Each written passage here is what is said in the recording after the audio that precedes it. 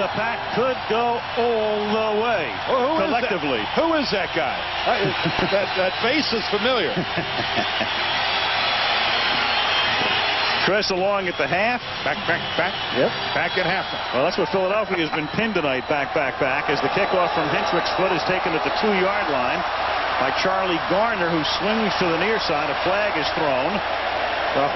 And at the 25-yard line, in fact, 2 penalty markers down on the play. This will back the Eagles up even more.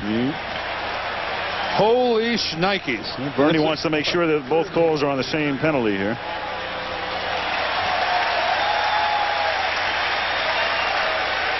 Well, the last time we did the Philadelphia Eagles, they were doing this to the Detroit Lions. We saw them in the playoffs last year at the Vet in Philadelphia, and they were putting this kind of a hurting on the Lions. Number 87 on the return team on the run back. That's half the distance to the goal. First down. Jason Dunn. 58-3 was that score? It was. No, I think actually the Lions ended up scoring somewhere in the 30s, I think, but at one point in time it was like 50-something to 7 or something like that. I think that's when we left. That's when we wanted to leave.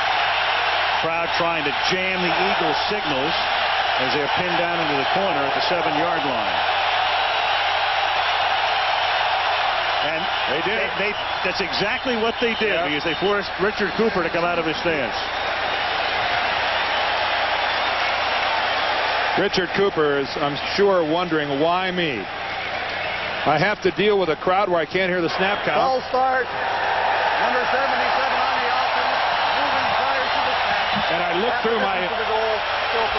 through my face mask, and I'm looking at Reggie White, and I'm down 23-0. There's not anyone in America in their right mind right now who would want to be Richard Cooper. Another volunteer from Tennessee. We got a pair of Vols going head-to-head here. Cooper and Reggie White. One of 11 offensive linemen out of Knoxville. Half the distance on the penalty, 1st and 13, and it's a swing pass to Kevin Turner, who's been silent tonight, and the fullback should have remained silent. Knocked down by 6 green jerseys, spearheaded by Kuntz.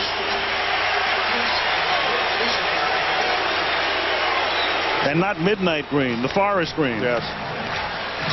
Well, they have thirsted for a championship team here in Packerland for a long time. 1967, I think, the last time that the Packers were NFL champions, and they feel it. They sense it here.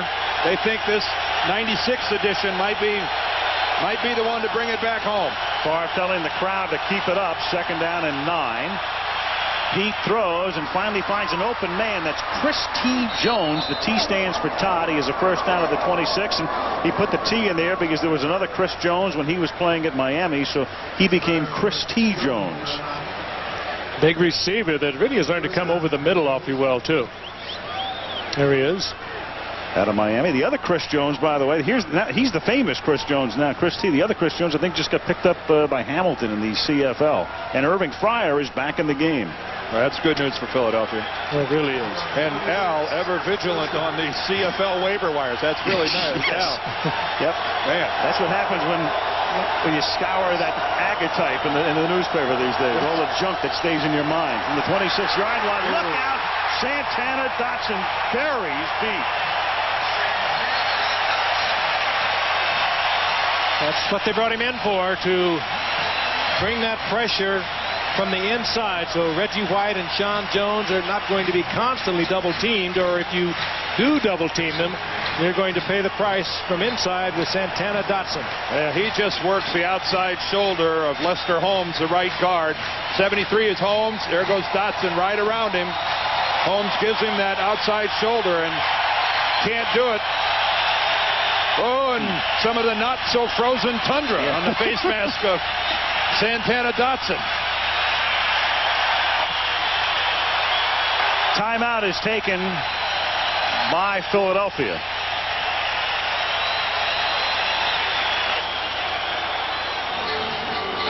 .320 remaining in the first half. One of the most interesting people you could ever talk to is Reggie White. There is A lot more to Reggie White than sacking the quarterback and chasing down a running back. A man whose off-the-field activities make what he's doing on a football field at times appear rather mundane and ordinary. And he lifts a football team just by his mere presence. Well, he may have done the most significant thing in this franchise's contemporary history by agreeing to that free agent contract, because this was an outpost. It was the outback until Reggie came here. He did them a huge favor by accepting $17 million. Yes, he did. He could have gotten it from a lot of places, but took it from here as Pete throws on the run and nobody's home. I guess that's what you call the ultimate win-win situation. Yeah. Reggie gets $17 million, and the Packers are thrilled. And this is his last year of that contract, and I don't think there's any sign that he's slowing up. He's going to be around a while. And one kind of wonders if he'll go out on a shopping tour again. I don't think so. He likes it here. He likes it here. You get the impression that he would like to stay here, but I also don't get the impression that it's etched in stone. Right. It'll be fascinating if they win the Super Bowl in particular. Because clearly that's primary goal. Goal number 1 for White. On 3rd and 17, they throw underneath to Jason Dunn, and he fights his way for a first down. He's got it up at the 37-yard line. He's the rookie from Eastern Kentucky, and a good read. They had a safety blitz on there, and Rodney Peete read right along with Jason Dunn, who had a big play against Washington last week. Second-round draft pick. A lot of promise. There comes the blitz, number 36. Butler right in the face of Peete. But Dunn, the rookie, was right with Rodney Peete on that one. 1st and 10 up at the 37. 2.5 left in the half. 23-zip Pack. Rodney throws and into traffic. He threads it in, and then Jones laterals to Irving Fryer. And Irving on the move inside the 5 and tackled at the 1-yard line. So Chris T. Jones makes the catch, sees Irving Fryer in his field of vision, laterals to him, and the Eagles have a 1st and goal. Well, we talked about Chris Jones being able to catch it in traffic. That's the first thing he did. If you're not down 23-0, you don't do this. Down 23-0, a lot of presence. You got to make something happen. You might as well take the risk. But he caught a football when he knew he was going to be pounded. That's a great play by Jones, making that lateral. And Brian Williams, the fastest linebacker Fritz Shermer has ever coached, makes a heck of a play, making this tackle on Fryer down by the goal line. Left-handed flip to Fryer.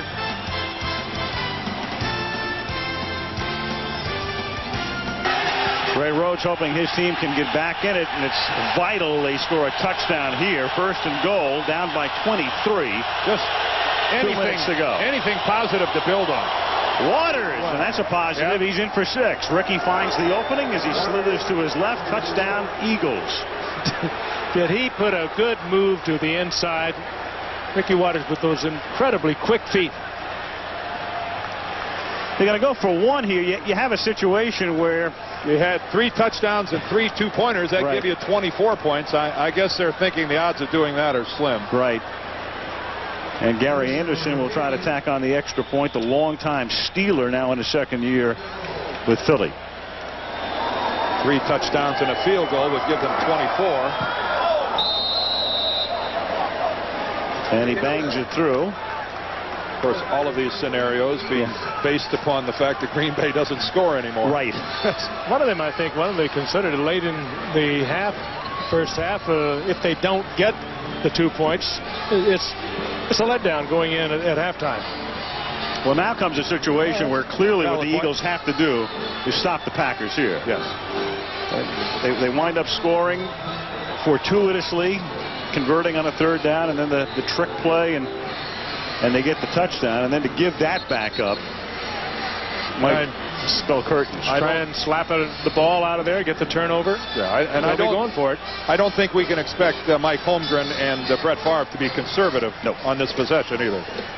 Well, Dan, your Michigan boys, number 11 in the country, go to Colorado. That is our feature game this week. Northwestern tries to rebound against Duke. BYU, Washington, and Iowa State. Iowa regional college football this Saturday at 3:30 Eastern. And noon Pacific time right here on ABC. With the Maize and Blues strapping on a big load there with the Buffaloes. Yeah. That's good game.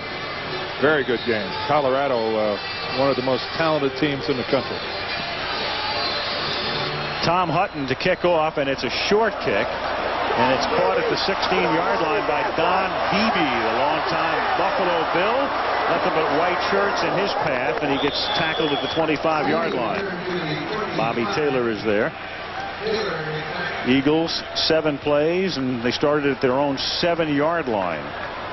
Cashing in. Big play on that drive. The first down completion to Jason Dunn, the tight end, that kept that drive alive. 3rd and long, and he ends up converting it by about a yard to keep that baby going. And you're right, Dan. The pressure really on Philadelphia's defense to go in at halftime with the Packers not putting any more points on that board. From the 25-yard line. Green Bay has just 1 timeout left as Favre throws, and the pass is errant, intended for Mark Chmura, 2nd down. Mark Chmura went to the Pro Bowl last year. Very intelligent fella out of Boston College. Good guy. He's really developed, and he has been here as long as Holmgren, so he has watched the evolution. But there's only 3 players remaining on this Green Bay Packer team that Ron Wolf took over in December back at 91. Only 3 players in 5 years. 2nd and 10. Favre throws, and Chmura in traffic makes the catch and gets rustled down up at the 36-yard line by Brian Dawkins, and Brett will go without a huddle. Yep. If that was an incompletion, then they'd have to worry about giving the ball back over to Philadelphia. Now it's, here we go, we're coming after you. He's chased, and he dumps it to Bennett, and Bennett gets taken down after a minimal gain by Troy Vincent. And it'll be 2nd and 9 Brett with the takes Buck 16. The timeout. Yeah, their final one. Well, we talked about the Packers and the tradition, of course, and probably the most memorable game, at least equal to it, in the history of the NFL. And Frank, you broadcast this game, the Ice Bowl, in '67. 3 seconds to go in the game. Vince Lombardi decided rather than tie it up, we're going to win it right here. And it was a good thing he did, because a lot of the players had a lot of frostbite. I remember waking up that morning at the Northland Hotels. Guys, I got a phone call that said, "Good morning, Mr. Gifford. It is 8 o'clock. It is 23 below zero."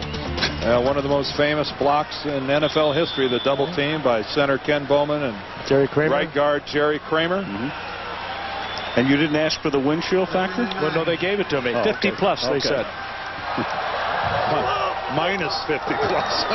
2nd down and 9, and the pass is underthrown. Keith Jackson, the intended receiver, covered by Willis, and Mike Mamula put the pressure on Favre that time. 3rd and 9 upcoming.